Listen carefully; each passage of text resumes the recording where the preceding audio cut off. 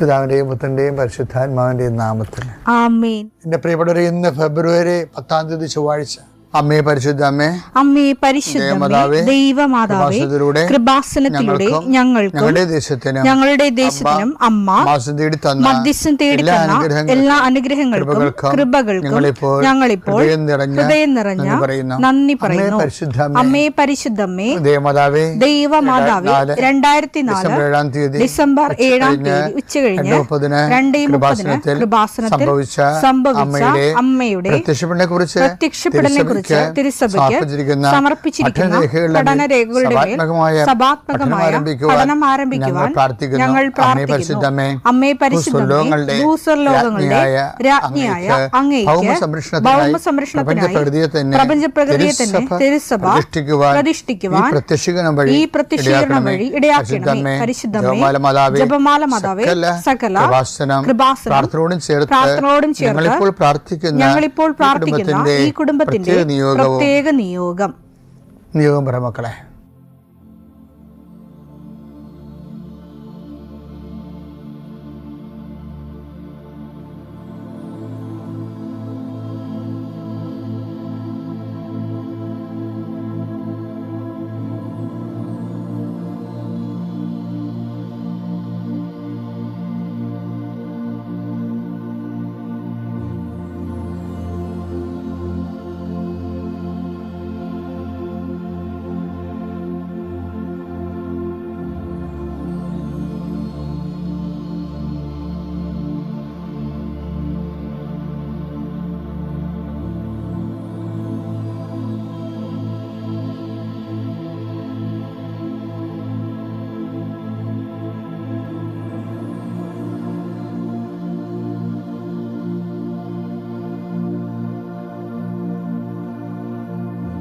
അമ്മയുടെ പ്രത്യക്ഷീകരണത്തിന്റെ ഈ അനുഗ്രഹവേളയിൽ ഞങ്ങൾക്ക് സാധിച്ചു തരുവാൻ കനിയണമേ. ആമേൻ. വിശ്വാസ പ്രമാണം. സർവശക്തനായ പിതാവും ആകാശത്തിന്റെയും ഭൂമിയുടെയും സൃഷ്ടാവുമായ ദൈവത്തിൽ ഞാൻ വിശ്വസിക്കുന്നു. അവിടുത്തെ ഏകപുത്രനും ഞങ്ങളുടെ കർത്താവുമായ ഈശോമിശിഹായിലും ഞാൻ വിശ്വസിക്കുന്നു. ഈ പുത്രൻ പരിശുദ്ധാത്മാവിനാൽ ഗർഭസ്ഥനായി കന്യകാമറിയത്തിൽ നിന്ന് പിറന്ന് പൊന്തിയോസ് പീലാത്തോസിന്റെ കാലത്ത് പീഡകൾ സഹിച്ച് കുരിശിൽ തറയ്ക്കപ്പെട്ട് മരിച്ച് അടക്കപ്പെട്ട് പാതാളങ്ങളിൽ ഇറങ്ങി മരിച്ചവരുടെ ഇടയിൽ നിന്ന് 3-ാം നാൾ ഉയർത്ത് സ്വർഗത്തിലേക്ക് എഴുന്നള്ളി സർവശക്തിയുള്ള പിതാവായ ദൈവത്തിന്റെ വലതുഭാഗത്തിരിക്കുന്നു. അവിടെ നിന്ന് ജീവിക്കുന്നവരെയും മരിച്ചവരെയും വിധിക്കുവാൻ വരുമെന്നും ഞാൻ വിശ്വസിക്കുന്നു. പരിശുദ്ധാത്മാവിലും ഞാൻ വിശ്വസിക്കുന്നു. വിശുദ്ധ കത്തോലിക്കാ സഭയിലും പുണ്യവാന്മാരുടെ ഐക്യത്തിലും പാപങ്ങളുടെ മോചനത്തിലും ശരീരത്തിന്റെ ഉയർപ്പിലും നിത്യമായ ജീവിതത്തിലും ഞാൻ വിശ്വസിക്കുന്നു. ആമേൻ. സ്വർഗ്ഗസ്ഥനായ ഞങ്ങളുടെ പിതാവേ, അങ്ങയുടെ നാമം പൂജിതമാകണമേ. അങ്ങയുടെ രാജ്യം വരണമേ. അങ്ങയുടെ തിരുമനസ് സ്വർഗത്തിലെ പോലെ ഭൂമിയിലും ആകണമേ. അന്നു വേണ്ടുന്ന ആഹാരം ഇന്ന് ഞങ്ങൾക്ക് തരണമേ. ഞങ്ങളോട് തെറ്റ് ചെയ്യുന്നവരോട് ഞങ്ങൾ ക്ഷമിക്കുന്നത് പോലെ ഞങ്ങളുടെ തെറ്റുകൾ ഞങ്ങളോടും ക്ഷമിക്കണമേ. ഞങ്ങളെ പ്രലോഭനത്തിൽ ഉൾപ്പെടുത്തരുതേ, തിന്മയിൽ ഞങ്ങൾ രക്ഷിക്കണമേ. ആമേൻ. നന്മ നിറഞ്ഞ മറിയമേ, സ്വസ്തി. കർത്താവ് അങ്ങയുടെ കൂടെ സ്ത്രീകളിൽ അങ്ങ് അനുഗ്രഹിക്കപ്പെട്ടവളാകുന്നു. അങ്ങയുടെ ഉദരത്തിൻ ഫലമായി ഈശോ അനുഗ്രഹിക്കപ്പെട്ടവനാകുന്നു. പരിശുദ്ധ മറിയമേ, തമ്പുരാന്റെ അമ്മേ, പാപികളായ ഞങ്ങൾക്ക് വേണ്ടി ഇപ്പോഴും ഞങ്ങളുടെ മരണസമയത്തും തമ്പുരാനോട് അപേക്ഷിക്കണമേ. ആമേൻ. കർത്താവേ, നിന്റെ ഉന്നതമായ നാമത്തിന് സ്തോത്രം ചെയ്യുന്നു. കർത്താവേ, നിന്റെ വിശുദ്ധ പൗരോഹിത്യത്തെ മഹത്വപ്പെടുത്തണമേ. കർത്താവേ, സഭയിലുള്ള സാന്നിധ്യം പ്രകടമാക്കണമേ. 40 വർഷം അർപ്പിച്ച കുർബാനയുടെ യോഗ്യതയാൽ കൃപാസ്ഥാനത്താരെ ജീവനോടെ പ്രത്യക്ഷപ്പെട്ട പരിശുദ്ധ അമ്മയുടെ പ്രത്യക്ഷീകരണ സ്ഥിരീകരണത്തിനായി ഇന്ന് കൃപാസ്ഥാനത്താരെ നടക്കുന്ന 10,000-കണക്കിന് മനുഷ്യരുടെ പ്രാർത്ഥനയോട് കൂടെ ദൈവവേദലെ ഞാൻ നിന്നെ ഈശോനാമത്തിൽ ആശീർവദിക്കുന്നു. ജോലി നഷ്ടപ്പെട്ടവരെ, വിസ പ്രോസസ് ചെയ്യാത്തവരെ, വിസ നഷ്ടപ്പെട്ടവരെ, വിസ തീർന്നു പോയവരെ, വിദേശ ജോലിക്ക് വേണ്ടി ശ്രമിക്കുന്നവർ, അതിനുവേണ്ടിയുള്ള ഒരുക്കങ്ങൾ പൂർത്തിയാക്കിക്കൊണ്ടിരിക്കുന്നവർ, ഇടയ്ക്ക് വെച്ച് ആ ഫയൽ ക്ലോസ് ചെയ്തിരിക്കുന്നവർ, പെൻഡിങ് ആയിരിക്കുന്നവർ, വിവാഹം ഒത്തുവരാത്തവർ, ഒത്തുവന്ന വിവാഹം നഷ്ടപ്പെട്ടു പോയതിൻ്റെ വേദന ഉള്ളവർ, മക്കളില്ലാത്തവർ, മക്കൾക്ക് വേണ്ടി ഇപ്പോൾ പ്രഗ്നൻ്റ് ആയിരിക്കുന്നതും അതേസമയം തന്നെ എന്തെങ്കിലും മെഡിക്കലായിട്ടുള്ള കുഴപ്പങ്ങളുള്ളത് വേദനിച്ചിരിക്കുന്നവർ, അവരെല്ലാം അമ്മയുടെ മധ്യസ്ഥത്തിൽ ഈശോ നാമത്തെ ആശ്രയിക്കുന്നു. ഭവനരഹിതർ, വീടില്ലാത്തൊരു, സ്ഥലമില്ലാത്തൊരു, വഴിയില്ലാത്തൊരു വീട് വിൽക്കാൻ ആഗ്രഹിക്കുന്നവരെ, എടുത്ത് മറ്റു സ്ഥലങ്ങളിലേക്ക് പോയി താമസിക്കാൻ ആഗ്രഹിക്കുന്നവർ, അവിടെ നിലവിലുള്ള ദോഷങ്ങളെ ഈശോനാമത്തിൽ ബന്ധിക്കുന്നു. വിവാഹം ഒത്തുവരാൻ പോകുന്നു, അത് നടത്തിക്കൊണ്ടു പോകാനുള്ള പണമില്ല, അത് നടത്തിക്കൊണ്ടു പോകാനുള്ള, വിവാഹം നടത്താനാണില്ല, അപ്പനില്ല, അമ്മയില്ല, സഹോദരങ്ങളില്ല, ഉള്ളവർ തന്നെ വിവാഹം നടക്കരുതെന്ന് ആഗ്രഹിക്കുന്ന ഒറ്റപ്പെട്ടു പോണ ജന്മങ്ങൾ, മാതാവേ ആ വിഷയം ഏറ്റെടുത്തുകൊണ്ട് അമ്മ ഈസ്റ്റർ കഴിയുമ്പോൾ അത് നടത്തി കൊടുക്കാൻ ഇടയാക്കണം പ്രാർത്ഥിക്കുന്നു. എൻ്റെ കർത്താവിന് ഉന്നതമായ നാമത്തിൽ വെള്ളമില്ലാത്തവർ, ഒത്തിരിയേറെ കുഴൽക്കിണർ കുത്തിയിട്ടും ഒത്തിരി ആഴത്തിൽ കുത്തിയിട്ടും പണം നഷ്ടപ്പെട്ടിട്ടും വെള്ളം കാണാത്തൊരു, ആ സ്ഥലം വിൽക്കാൻ പറ്റണില്ല, അവിടെ ജീവിക്കാനും പറ്റാത്ത വിഷയത്തിലുള്ള എല്ലാ മക്കളെയും കർത്താവിൻ്റെ നാമത്തിൽ ആശീർവദിക്കുന്നു. വീട് പണി തുടങ്ങാൻ പോകുന്നവർ, വീട് പൂർത്തിയാക്കാൻ പോകുന്നവർ, വീട് പരവാസത്തിൽ ആചരിക്കാൻ പോകുന്നവർ, അതിന് സാമ്പത്തിക കടങ്ങളുള്ളവർ, ലോൺ പാസ്സാകാത്തവർ, ലോൺ പ്രോസസ്സിലിരിക്കുന്നവർ, സിവിൽ നോട്ട് കുറവുള്ളവർ, പോയിൻ്റ് കുറവുള്ളവർ, ആ മേഖലകളിലെല്ലാം കർത്താവ് അവിടെ കഴിവിനേക്കാൾ ഉപരി ദൈവത്തിൻ്റെ കൃപ കൊണ്ട് ആ വിഷയം ദൈവ തീരുമാനം ഉണ്ടാകാൻ ഇടയാക്കണമേ. എൻ്റെ കർത്താവിന് ഉന്നതമായ നാമത്തിൽ ഏതെല്ലാം വിഷയങ്ങൾ വിട്ടുപോയിട്ടുണ്ടെങ്കിൽ അങ്ങയുടെ മക്കളതെല്ലാം മനസ്സിൽ ഓർക്കുന്ന ഈ സമയത്ത് ഞാൻ അതിനെക്കൂടി അഡ്രസ്സ് ചെയ്തുകൊണ്ട് ഈശോയുടെ നാമത്തിൽ ആശീർവദിക്കുന്നു. നിത്യം പിതാവും പുത്രനും പരിശുദ്ധാത്മാവിനെ നീക്കുവാമേ. എൻ്റെ പ്രിയപ്പെട്ടവർ, നമ്മൾ ഇന്നലെ കണ്ടത്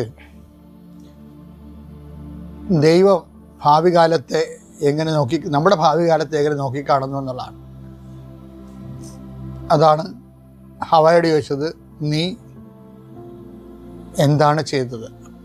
പക്ഷേ ദൈവം ഉദ്ദേശിച്ച അവളെ അനുദപിക്കുമെന്ന് ഓർത്തിട്ടാണ് അങ്ങനെയുള്ള ഒരു ചോദ്യത്തിൻ്റെ ചാൻസ് കൊടുക്കുന്നത്. അനുദപിക്കാൻ അവസരമാണതേ ശരിക്കും പറഞ്ഞാൽ. പക്ഷെ അവയ്ക്ക് പരിശുദ്ധാത്മാവ് ഇല്ലാഞ്ഞ കാരണം അത് മനസ്സിലായില്ല. അനുദപിക്കാൻ അവസരം എന്ന് പറയുന്നത് എങ്ങനെയൊക്കെ വരുമെന്നൊക്കെ അറിയാൻ പറ്റത്തില്ല. ഹെബ്രായർ 12:17 പിന്നീട് അവകാശം പ്രാപിക്കാൻ ആഗ്രഹിച്ചപ്പോൾ അവൻ തിരസ്കരിക്കപ്പെട്ടുവെന്ന്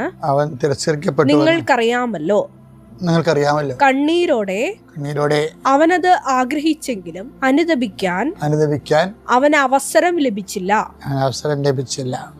അനുദപിക്കാൻ ദൈവം ഇങ്ങനെ അവസരം കൊടുക്കും, പക്ഷെ മനസ്സിലാകത്തില്ല ചിലർക്ക്. അതാണ് വിഷയം. ഇപ്പം നമ്മുടെ വീട്ടിൽ നിന്നൊക്കെ എന്തെങ്കിലും കുഴപ്പങ്ങളുണ്ടായി നമ്മൾ ചെയ്തു. അപ്പോൾ ചിലപ്പോൾ അപ്പൻ ചോദിക്കും, അമ്മ ചോദിക്കും, അല്ലെങ്കിൽ ഭാര്യ ചോദിക്കും, നിങ്ങൾ എന്താണ് ചെയ്തത് എന്ന് ചോദിച്ചാൽ ദൈവത്തിൻ്റെ സ്ഥാനത്ത് നിന്ന് അവർ ചോദിക്കണത്. എനിക്ക് വേറെ പടിയൊന്നുമില്ല അതിനൊക്കെ പറഞ്ഞുകൊണ്ട് ദൈവം ചോദിച്ച അനുദപിക്കാനുള്ള അവസരത്തെ നമ്മുടെ തെറ്റുകളെ നീതീകരിക്കാൻ വേണ്ടി നമ്മൾ അവരെ ബ്ലോക്ക് ചെയ്യും. അതുതന്നെയാണ് കായനും ചെയ്തത്. എന്താണ്? ഞാനാണോ എൻ്റെ സഹോദരൻ്റെ കാവൽക്കാരൻ? പക്ഷേ അനുദപിക്കാൻ വേറെ ഒരാളിനൊരു അവസരം കൊടുത്ത് അയാളോട് ചോദിച്ചു. അയാൾ യൂറിയായെ കൊന്നു, അയാളുടെ ഭാര്യയെ സ്വന്തമാക്കി. അയാൾ അന്നത്തെ ഗതികെട്ട ജീവിതം കൊണ്ടാണ്. അയാളുടെ വൈഫൊക്കെ അയാളെ എതിർപ്പായിരുന്നു അയാളോട്, ദാവീദിനോട്. അയാൾ ഇസ്രായേലിന് വേണ്ടിയും ജീവമരണം വെച്ച് കർത്താവിൻ്റെ ഓഹരിയായ ഇസ്രായേലിന് വേണ്ടി നിലനിന്നതാണ്. കുടുംബത്തിൽ സമാധാനം കിട്ടാത്തൊരു മനുഷ്യനാണ് ഇയാൾ. അപ്പോൾ പലതുകൊണ്ടും അവഗണന, മോസസിനെ ഉണ്ടായിരുന്ന പോലുള്ള അവഗണന ഇയാൾക്കുണ്ടായിരുന്നു, ദാവീദിനുണ്ടായിരുന്നു. അപ്പോൾ അയാൾക്ക് വേണ്ടി കുറേ അബദ്ധങ്ങൾ സംഭവിച്ചു. അതിൻ്റെ പേരിൽ നമ്മൾ ഓർക്കണം, എപ്പോഴും നമ്മൾ ഈ അബദ്ധങ്ങളൊക്കെ സംഭവിക്കുന്നത്, അവഗണന വരുമ്പോൾ അബദ്ധങ്ങൾ സംഭവിക്കും. അത് മറന്നു പോകരുത്. നിങ്ങളുടെ വീട്ടിലായാലും നിങ്ങളുടെ ജോലി സ്ഥലത്തായാലും അബദ്ധങ്ങൾ സംഭവിക്കും. ദാവീദിന് അങ്ങനെ അവഗണന വന്നതാണ്. സ്വന്തം വൈഫിൽ നിന്നൊക്കെ കളിയാക്കുമായിരുന്നു, നീ രാജാവാണോ, തുണിയില്ലാതെ മറ്റു പെണ്ണുങ്ങളുടെ കൂടെ നൃത്തം ചെയ്യണം, നാളെ അതൊക്കെ അവർ ചോദിക്കുക ഇയാളോട്. ഇയാൾക്ക് ഒരു അംഗീകാരം കിട്ടിയില്ല. അപ്പോൾ ഇയാൾ ബത്ശേബയെ കണ്ടപ്പോൾ അങ്ങനെ ഒരു ആകർഷണനായി. പിന്നെ അതെല്ലാം അബദ്ധമായിപ്പോയി. അബദ്ധങ്ങളെല്ലാം കഴിഞ്ഞപ്പോൾ ദൈവം ഇയാളോട് ചോദിക്കും, നീ എന്താണ് ചെയ്തത്? ആ ചോദ്യം തന്നെയാണ് കായനോടും ആ ചോദ്യം തന്നെ ഹവ്വായോടും ചോദിച്ചത്. പക്ഷെ ഇവനോട് ചോദിക്കുമ്പോൾ ഉത്തരം വ്യത്യസ്തമാണ്. അത് നമ്മൾ ശ്രദ്ധിക്കണം. അത് 2 സാമുവേൽ 12:9 എന്തുകൊണ്ട് നീ എന്നെ അനുസരിക്കാതെ എന്റെ മുൻപാകെ ഈ തിന്മ ചെയ്തു. അപ്പൊ ദൈവം ചോദിക്കുകയാണ്, നാഥാനിലൂടെയാണെന്നേ ഉള്ളു, എന്തുകൊണ്ട് നീ എന്റെ വചനം അനുസരിക്കാതെ ഈ തിന്മ ചെയ്തു എന്ന് ദൈവം ചോദിക്കുകയാണ്. പക്ഷെ ആ പാവപ്പെട്ടവന്റെ ഉത്തരം കേട്ടെ, 2 സാമുവേൽ 12:13. അത് അവയുടെ ഉത്തരമല്ല, അത് കായന്റെ ഉത്തരമല്ല. അതാണ് ദാവീദ് എന്ന് പറയുന്നത്. അവന് അത് അനുദപിക്കാനുള്ള അവസരമാണെന്ന് മനസ്സിലായി. ആ ചോദ്യം, നീ എന്തുകൊണ്ട്, എന്താ ചോദ്യം എന്താണ്? എന്തുകൊണ്ട് നീ എന്നെ അനുസരിക്കാതെ എന്റെ മുൻപാകെ ഈ തിന്മ ചെയ്തു. അപ്പൊ ആ ഒരു ചോദ്യത്തിന് അനുദപിക്കാനുള്ള അവസരമാണെന്ന് ദാവീദിന് പറഞ്ഞു കൊടുത്തത് പരിശുദ്ധാത്മാവാണ്. അതാണ് ഈ ഹവ്വായും ദാവീദും തമ്മിലുള്ള വ്യത്യാസം. ഇവൻ തെറ്റ് ചെയ്തെങ്കിലും പരിശുദ്ധാത്മാവ് ഇവനെ അബാൻഡൻ ചെയ്യുന്നില്ല. കാര്യം, നമുക്ക് 8855 വാഗ്ദാനങ്ങളിലുള്ളതിൽ ഒരു വാഗ്ദാനം I will not disown you at any cost എന്നുള്ളതാണ്. അത് വാഗ്ദാനമാണ്. ഒരു കാരണവശാലും ഞാൻ നിന്നെ ഉപേക്ഷിക്കത്തില്ലെന്ന് ദൈവത്തിൻ്റെ വാഗ്ദാനത്തിലുള്ളതാണ്. അപ്പം ആ ഒരു പ്രൊവിഷനിൽ പരിശുദ്ധാത്മാവ് പിടിച്ചു നിൽക്കുകയും ഇവനെ ലെഫ്റ്റ് ഓർഫണാക്കണില്ല. എന്നിട്ട് ചോദിക്കുകയാണ്, നീ എൻ്റെ ദൈവം ചോദിക്കുമ്പോൾ ദൈവം ഇങ്ങനെ ചങ്ക തകർന്ന് ചോദിക്കണതാണ്, എന്താണ് നീ എന്നെ അനുസരിക്കാഞ്ഞത്? ലോകത്തെല്ലാവരും എന്നെ നിരാകരിച്ചാലും നീ എന്നെ നിരാകരിക്കത്തില്ലെന്നാണ് ഞാൻ കരുതിയത്. എന്തുകൊണ്ട്, നിനക്കെന്ത് പറ്റിയെന്ന് ചോദിക്കും. അപ്പം ദാവീദ് പറഞ്ഞൊരു വാക്കുണ്ട്, അത് ഇങ്ങനെ കായം പറഞ്ഞ വാക്കല്ല. ഞാനാണ് സഹോദരൻ്റെ കാവൽക്കാരൻ. ഹവ്വ ചോദിച്ചില്ലേ, സർപ്പവനെ വഞ്ചിച്ചു.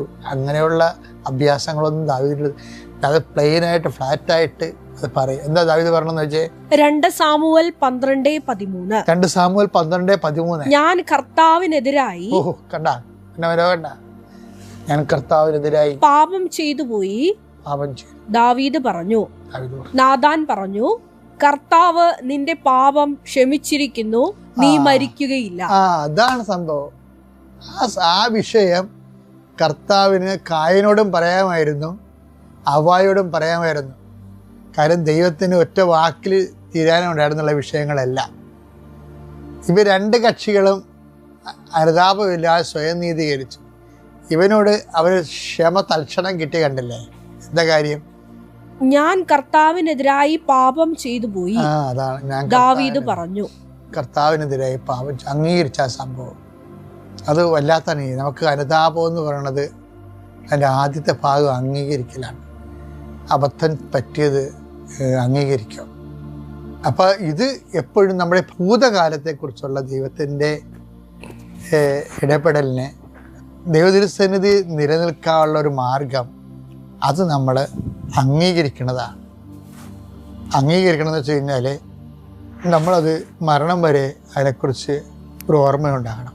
നിങ്ങളിന്ന് ഭാവിയിൽ എത്ര കേമന്മാരായാലും, എൻ്റെ ഒരു കഴിഞ്ഞ കാലം എനിക്കുണ്ടായിരുന്നു, കർത്താവിനെ കൈവിട്ട കാലം, അതിനെക്കുറിച്ച് നിങ്ങൾക്ക് എപ്പോഴും ദുഃഖം ഉണ്ടാകണം.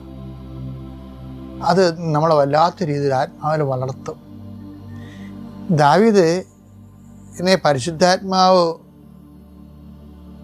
ഉണ്ടായിരുന്നതാണ് ദാവീദും കായേനും ദാവീദും ഹവ്വായും തമ്മിലുള്ള ഒരു വ്യത്യാസം. ദാവീദോട് പരിശുദ്ധാത്മാവ് പറയും, നീ അപ്പായോട് പ്രാർത്ഥിക്കേണ്ടത് എന്നെ എടുത്ത് കളയരുത് എന്നാണ്. അങ്ങയുടെ തിരുസന്നിധിയിൽ നിന്ന് എന്നെ തള്ളിക്കളയരുത് എന്നാണ്. കാര്യം, തള്ളിക്കളയുക, അങ്ങയുടെ തിരുസന്നിധിയിൽ നിന്ന് എന്നെ ദാവീദ് പ്രാർത്ഥിക്കുന്നതാണ്.